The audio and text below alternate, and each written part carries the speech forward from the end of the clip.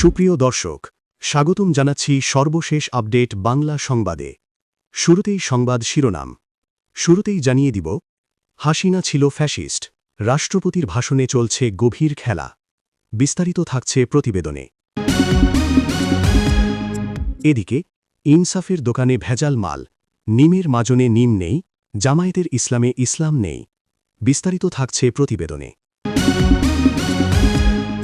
আরও জানিয়ে দিব, শেখ হাসিনার যুগান্তকারী পদক্ষেপ, সিতাই ব্রাশক্ষেত্রের সুফল পাচ্ছে বাংলাদেশ। বিস্তারিত থাকছে প্রতিবেদনে। এদিকে শেখ হাসিনার দূরদর্শী সিদ্ধান্তে রূপপুর আজ দেশের শক্তি নিরাপত্তার প্রতীক। বিস্তারিত থাকছে প্রতিবেদনে। আরও জানিয়ে দেব, জ্বালানি সংকটে ভরসা রূপপুর, শেখ হাসিনার মেগা প্রজেক্টেই স্বস্তিতে দেশ। বিস্তারিত থাকছে প্রতিবেদনে। এবং সর্বশেষ জানিয়ে দিব, আইন শৃঙ্খলা বাহিনী যখন নিরাপদ না, তখন সাধারণ মানুষের কথা কে ভাববে। বিস্তারিত থাকছে প্রতিবেদনে। এতক্ষণ শুনছিলেন সংবাদ শিরোনাম, এবারে বিস্তারিত। তার আগে ভিডিওটি ভালো লাগলে এবং সর্বশেষ আপডেট পেতে চ্যানেলটি সাবস্ক্রাইব করুন। ধন্যবাদ। আনিস আলমগীর ৩ মাস জেল খেটে বেরিয়ে এলেন। অভিযোগ ছিল সন্ত্রাস বিরোধী আইনে। একজন সাংবাদিকের বিরুদ্ধে সন্ত্রাস বিরোধী আইন, এটা পড়লে আক্কেল গুরুম হলেও কিছু বলার নেই, কারণ এই একই কায়দায় গত ১.৫ বছরে শত শত মানুষকে কারাগারে পুরে রাখা হয়েছে। ড ইউনূসের সরকার ক্ষমতায় এসেছিল বিদেশি রাষ্ট্রের টাকায়, ইসলামিক জঙ্গি সংগঠনের সহায়তায় আর সামরিক বাহিনীর সমর্থনে। ২০২৪ সালে দেশব্যাপী জুলাই দাঙ্গা বাঁধিয়ে দেশের নির্বাচিত সরকারকে কু করে ফেলে দিয়ে অবৈধভাবে ক্ষমতা দখল করার জন্য একটা নির্দিষ্ট রাজনৈতিক বাস্তবতা তৈরি করে। তাদের বৈধতার প্রশ্নটা তোলার আগে যেটা দেখার, সেটা হলো তারা ক্ষমতায় এসে আসলে কি করল তাদের তথাকথিত সংস্কারের নামে। মহামারীর মতো বিচার বহির্ভূত হত্যা আর খোলামকুচির মতো বিভিন্ন সাজানো মামলায় গণগ্রেফতার। আনিস আলমগীর জেলে গিয়ে যা দেখেছেন সেটা গুরুত্বপূর্ণ। তিনি বলেছেন, ভেতরে শুধু একটা দলের কর্মী, যাদের কোনো পদপদবিও নেই, মানে জেলা বা উপজেলা পর্যায়ের নেতা না, একেবারে তৃণমূলের সাধারণ কর্মী। এদের বিরুদ্ধে কি মামলা? সন্ত্রাস। এই মানুষগুলো কি আদৌ সন্ত্রাসী, নাকি সন্ত্রাসের সংজ্ঞাটাই বদলে গেছে? রাজনৈতিক বিরোধিতা করলেই এখন সন্ত্রাস? ইউনূস নিজে নোবেলজয়ী, ক্ষুদ্র ঋণের পথিকৃৎ হিসেবে আন্তর্জাতিকভাবে পরিচিত মুখ, কিন্তু তার সরকারের আমলে যে বিচার বহির্ভূত গ্রেফতার, রাজনৈতিক উদ্দেশ্যে আইনের ব্যবহার, মাসের পর মাস বিনা বিচারে আটক, এগুলো নিয়ে আন্তর্জাতিক মহল যতটা সোচ্চার হওয়ার কথা ছিল ততটা হয়নি। কারণ সহজ, ইউনূস পশ্চিমের কাছে পছন্দের মুখ। তার আমলে মানবাধিকার লঙ্ঘন হলেও সেটা নিয়ে জেনেভায় তেমন আলোচনা হয় না। এখন বিএনপি ক্ষমতায় ১৭ ফেব্রুয়ারি থেকে। আনিস আলমগীরের মুক্তি সেই প্রেক্ষাপটেই হয়েছে বলে ধরে নেওয়া যায়। কিন্তু বিএনপির নিজের ইতিহাস এই প্রশ্নের সামনে দাঁড়িয়ে বেশিক্ষণ পরিষ্কার মুখ রাখতে পারে না। ২০০১ থেকে ২০০৬ সেই সরকারের আমলেও সাংবাদিক নির্যাতন, বিরোধী দলের নেতাকর্মীদের মামলা দিয়ে ঘায়েল করা, এই সংস্কৃতি চালু ছিল। ফলে ইউনূস গেছেন, বিএনপি এসেছে। এতে যদি কাঠামোটা না বদলায়, তাহলে পরিবর্তনটা শুধু নাম বদলানোতেই থাকবে। আনিস সাহেব সাংবাদিক মানুষ, তার হয়ে কথা বলার জন্য পুরো সাংবাদিক সমাজই ছিল। কিন্তু কাশিমপুরে এখনও যারা আটকে আছেন, তাদের কথা কেউ বলছে না। ইউনূস আমলে যে হাজারো সাধারণ মানুষকে রাজনৈতিক পরিচয়ের কারণে ভেতরে পুরে রাখা হয়েছে, তাদের প্রত্যেকের একটা করে পরিবার আছে, বাড়িতে অপেক্ষায় থাকা মানুষ আছে। আনিস আলমগীর বেরিয়ে এলেন, মিডিয়া কাভারেজ পেলেন, কারণ তিনি পরিচিত মুখ। নামহীন যে মানুষগুলো এখনও ভেতরে আছেন, তাদের জন্য ক্যামেরা আসে না। সিরাজগঞ্জে জামায়াতের যে নেতার কারখানা সিলগালা হলো, তার গল্পটা আসলে বেশ মজার। নিমের মাজন বানানোর কথা বলে লাইসেন্স নিয়েছেন, কিন্তু ভেতরে বানাচ্ছেন হারপিক, কয়েল, গরু ছাগলের ওষুধ, আর প্যাকেটে মেয়াদের তারিখ লেখার সময়ও পাননি ভদ্রলোক। এই একটা কারখানার ঘটনাই বলে দেয় জামায়াত মানে কি। বাইরে একটা, ভেতরে আরেকটা। লেবেলে লেখা নিম, প্যাকেটে আসলে হারপিক। ১৯৭১ সালে এই দলটা ঠিক এভাবেই কাজ করেছিল। মুখে ইসলাম রক্ষার কথা, হাতে পাকিস্তানি আর্মির হয়ে বাঙালি মারার অস্ত্র। গোলাম আজম, মতিউর রহমান নিজামী, আলী আহসান মুজাহিদ, এই নামগুলো বাংলাদেশ ট্রাইব্যুনালে শুধু অভিযুক্ত হননি, দোষী সাব্যস্ত হয়েছেন, ফাঁসি হয়েছে। ৭১ এই দলের ছাত্র সংগঠন ছাত্র সংঘ থেকে তৈরি হয়েছিল আলবদর, যারা দেশের সেরা বুদ্ধিজীবীদের চোখ বেঁধে ধরে নিয়ে হত্যা করেছিল। রায়ের বাজার বৌদ্ধভূমিতে যাদের লাশ পাওয়া গিয়েছিল, তাদের অনেকের হত্যার নেপথ্যে ছিল এই সংগঠনের লোকজন। এই ইতিহাস বাংলাদেশের মানুষ জানে, জামায়াতও জানে যে মানুষ জানে।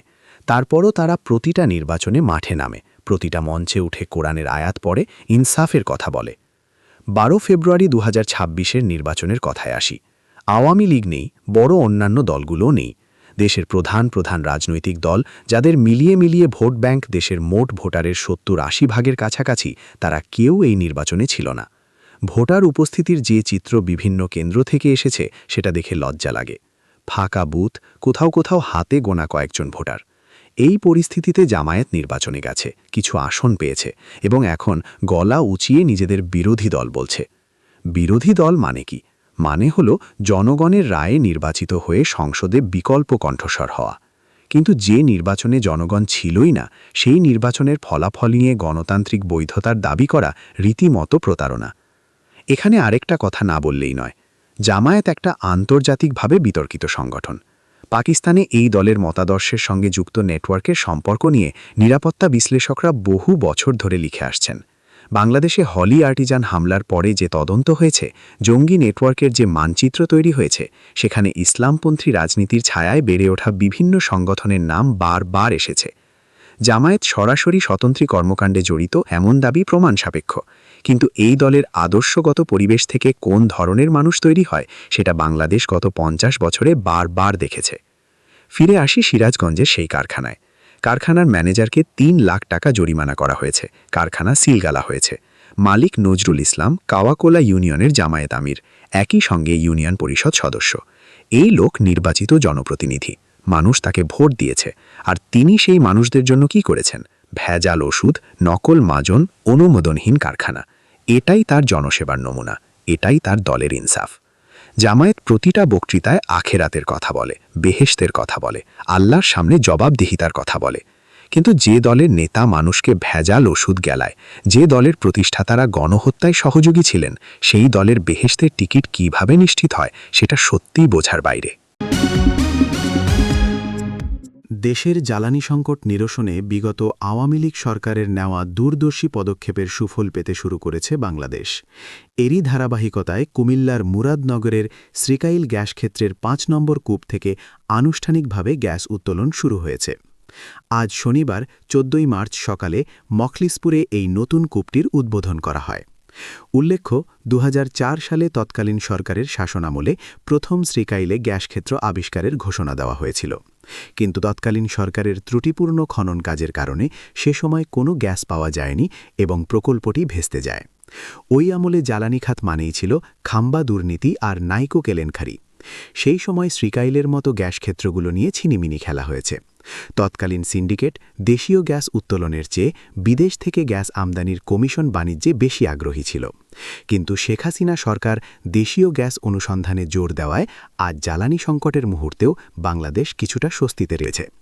শেখ হাসিনা ক্ষমতায় আসার পর নতুন উদ্যমে কাজ শুরু হয় এবং 2020 সালে প্রধানমন্ত্রী শেখ হাসিনা দেশের 25তম গ্যাসক্ষেত্র হিসেবে শ্রীকাইল উদ্বোধন করেন। তৎকালীন সেই সাহসী ও যুগান্তকারী পদক্ষেপের ফলেই আজ 5 নম্বর কূপ থেকে গ্যাস উত্তোলন সম্ভব হচ্ছে। সংশ্লিষ্ট সূত্র জানায়, এই 5 নম্বর কূপটি থেকে পরীক্ষামূলকভাবে প্রতিদিন 8 MMCFD বা মিলিয়ন ঘনফুট গ্যাস জাতীয় গ্রিডে যুক্ত হবে।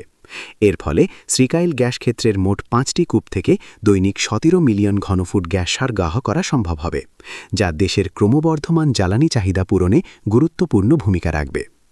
জ্বালানি বিশেষজ্ঞরা মনে করছেন, 2004 সালের কারিগরি ব্যর্থতা কাটিয়ে শেখ হাসিনা যেভাবে দেশীয় সম্পদ আহরণে জোর দিয়েছিলেন, তার সুফল এখন জাতীয় অর্থনীতিতে প্রতিফলিত হচ্ছে। আমদানি নির্ভর জ্বালানি নীতি থেকে বেরিয়ে এসে দেশীয় গ্যাস উত্তোলন বৃদ্ধি পাওয়া বাংলাদেশের জ্বালানি নিরাপত্তার জন্য একটি বড় মাইলফলক। বাংলাদেশের জ্বালানি নিরাপত্তা ও দীর্ঘমেয়াদী বিদ্যুৎ সরবরাহে ঐতিহাসিক মাইলফলক হয়ে উঠতে যাচ্ছে রূপপুর পারমাণবিক বিদ্যুৎ কেন্দ্র। দেশের প্রথম এই পারমাণবিক বিদ্যুৎ প্রকল্প শুধু বিদ্যুৎ খাতেই নয়, প্রযুক্তি উন্নয়ন, শিল্পায়ন ও অর্থনৈতিক প্রবৃদ্ধিতেও গুরুত্বপূর্ণ ভূমিকা রাখবে বলে মনে করছেন বিশেষজ্ঞরা। ধারণাটি প্রথম আসে 1960-এর দশকে। বিভিন্ন সময় পরিকল্পনা হলেও বাস্তবায়ন হয়নি। 1996 সালে প্রধানমন্ত্রী শেখ হাসিনা প্রকল্পটি পুনরুজ্জীবিত করেন। 2009 সালে ক্ষমতায় এসে তিনি এটিকে জাতীয় অগ্রাধিকার প্রকল্প হিসেবে এগিয়ে নেন। 2013 সালের 2 অক্টোবর ভিত্তিপ্রস্তর স্থাপন করা হয়। রাশিয়ার রোসাটমের সঙ্গে প্রায় $12.65 বিলিয়ন চুক্তি হয়। প্রকল্পে দুটি VVER 1200 রিঅ্যাক্টর স্থাপন করা হচ্ছে, প্রতিটির ক্ষমতা 1200 মেগাওয়াট। প্রকল্পটি আন্তর্জাতিক নিরাপত্তা মান অনুসরণ করে চলছে। International atomic energy agency IAEA এর তদারকিতে পরিচালিত হচ্ছে। সরকার জানিয়েছে, পরিবেশ ও নিরাপত্তা নিশ্চিত করতে কঠোরভাবে আন্তর্জাতিক মান মেনে চলা হচ্ছে। প্রথম ইউনিটের নির্মাণ কাজ প্রায় শেষ পর্যায়ে। রিঅ্যাক্টর বিল্ডিংয়ের ভৌত কাজ 98% সম্পন্ন। জ্বালানি লোডিং, ফুয়েল লোডিং এপ্রিলের 7 তারিখ থেকে শুরু হবে। পরীক্ষামূলক বিদ্যুৎ উৎপাদন জুন-জুলাইয়ের মধ্যে শুরু হওয়ার সম্ভাবনা। ধাপে ধাপে উৎপাদন বাড়িয়ে ডিসেম্বর নাগাদ পূর্ণ 1200 মেগাওয়াট জাতীয় গ্রিডে যুক্ত হওয়ার লক্ষ্য। দ্বিতীয় ইউনিট 2027 সালের মধ্যে চালু হতে পারে। দুটি ইউনিট পুরোপুরি চালু হলে মোট 2400 মেগাওয়াট বিদ্যুৎ উৎপাদন হবে, যা দেশের বিদ্যুৎ সরবরাহে বড় অবদান রাখবে। এই প্রকল্পের মাধ্যমে বাংলাদেশ পারমাণবিক শক্তি যুগে প্রবেশ করছে। শিল্পায়ন, কর্মসংস্থান ও প্রযুক্তিগত দক্ষতা বৃদ্ধিতে এটি গুরুত্বপূর্ণ। জ্বালানি বাজারের অস্থিরতা ও জীবাশ্ম জ্বালানির দামের ওঠানামার মধ্যে এটি স্থিতিশীল দীর্ঘমেয়াদী বিদ্যুৎ উৎস হিসেবে কাজ করবে। ভবিষ্যতে আরও ইউনিট যুক্ত করার পরিকল্পনা আলোচনায় রয়েছে। মধ্যপ্রাচ্যে ইরান, আমেরিকা, ইসরায়েল উত্তেজনা যখন বিশ্ব অর্থনীতিকে এক অনিশ্চিত ভবিষ্যতের দিকে ঠেলে দিচ্ছে, তখন বাংলাদেশের জ্বালানি নিরাপত্তায় আশার আলো হয়ে দাঁড়িয়েছে রূপপুর পারমাণবিক বিদ্যুৎ কেন্দ্র। বিশেষ করে লোহিত সাগর এবং পারস্য উপসাগরে অস্থিরতার কারণে বিশ্ববাজারে জ্বালানি তেলের দাম বৃদ্ধি ও LNG সরবরাহ বাধাগ্রস্ত হওয়ায় রূপপুর প্রকল্প এখন দেশের অর্থনীতির ফুসফুস হিসেবে বিবেচিত হচ্ছে। সম্প্রতি অর্থ ও পরিকল্পনা মন্ত্রী আমির খসরু মাহমুদ চৌধুরী জানিয়েছেন, লতি বছরের শেষ নাগাদ রূপপুর পারমাণবিক বিদ্যুৎ কেন্দ্রের প্রথম ইউনিট থেকে 1200 মেগাওয়াট বিদ্যুৎ জাতীয় গ্রিডে সরবরাহ করা সম্ভব হবে। বর্তমানে বিশ্বজুড়ে জ্বালানি সংকটের কারণে অনেক উন্নত দেশ হিমশিম খেলেও বাংলাদেশ এই প্রকল্পের কারণে দীর্ঘমেয়াদী স্বস্তির পথ দেখছে। জ্বালানি বিশেষজ্ঞদের মতে, ইরান আমেরিকা যুদ্ধ দীর্ঘস্থায়ী হলে আমদানি নির্ভর জ্বালানি দিয়ে বিদ্যুৎ উৎপাদন অসম্ভব হয়ে পড়বে। সেক্ষেত্রে রূপপুর থেকে পাওয়া সাশ্রয়ী ও স্থিতিশীল বিদ্যুৎ দেশের শিল্প কারখানা ও সাধারণ মানুষের জীবনযাত্রা সচল রাখবে। এই সফলতার কৃতিত্ব ক্ষমতাচ্যুত প্রধানমন্ত্রী শেখ হাসিনার দূরদর্শী পরিকল্পনার দিকেই নির্দেশ করছে, যা এখন তার কট্টর সমালোচকদেরও ভাবিয়ে তুলছে। জুলাই দাঙ্গার পরপরই শেখ হাসিনার রূপপুর প্রকল্প নিয়ে প্রোপাগান্ডা শুরু হয়।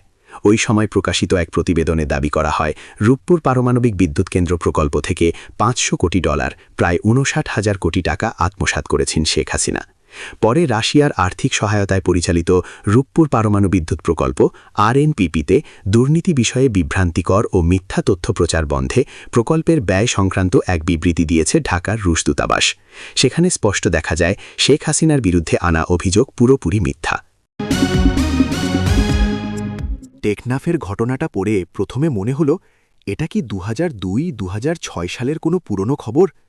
র্যাব একজন 3টি হত্যা মামলার পলাতক আসামিকে ধরতে গেছে, আর তাকে ছিনিয়ে নিতে দলীয় ক্যাডাররা মব বানিয়ে আইনশৃঙ্খলা বাহিনীর মোটরসাইকেলে আগুন ধরিয়ে দিচ্ছে। না, এটা পুরনো খবর না, এটা 2026 সালের মার্চ মাসের বাংলাদেশ। বিএনপি ক্ষমতায় আসার পর থেকে যা দেখছি, তাতে 2001 থেকে 2006 সালের দুঃস্বপ্নটা আবার চলছে। ফরিদুল আলম, টেকনাফ সদর ইউনিয়ন বিএনপির স্বেচ্ছাসেবক দলের সভাপতি, 10টি মামলার আসামি, 3টি হত্যা মামলায় পলাতক। এই লোককে যখন র্যাব ধরতে গেল, তার দলের লোকজন রাস্তায় নেমে আইনের হাত থেকে তাকে বাঁচানোর চেষ্টা করল। এটাই বিএনপির স্বেচ্ছাসেবক দলের স্বেচ্ছাসেবা, বুঝলেন? দেশের সেবা না, দলের খুনি সন্ত্রাসীদের সেবা।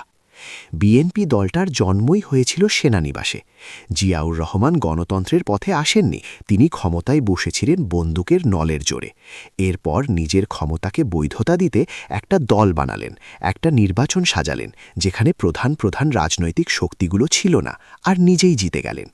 সেই ধারাটা দলের ডিএনএতে এতটাই গেঁথে গেছে যে আজও বিএনপি ক্ষমতায় এলেই একই ছবি দেখা যায়। 2001 সালে ক্ষমতায় এসে তারা কি করেছিল সেটা এই দেশের মানুষ ভুলে যায়নি। সংখ্যালঘুদের বাড়িতে আগুন, নারীদের ওপর নির্যাতন, বিরোধী দলের কর্মীদের হত্যা, হাওয়া ভবন বানিয়ে দেশে অর্থনীতি আর রাজনীতি দুটোকেই এক জায়গা থেকে নিয়ন্ত্রণ করা।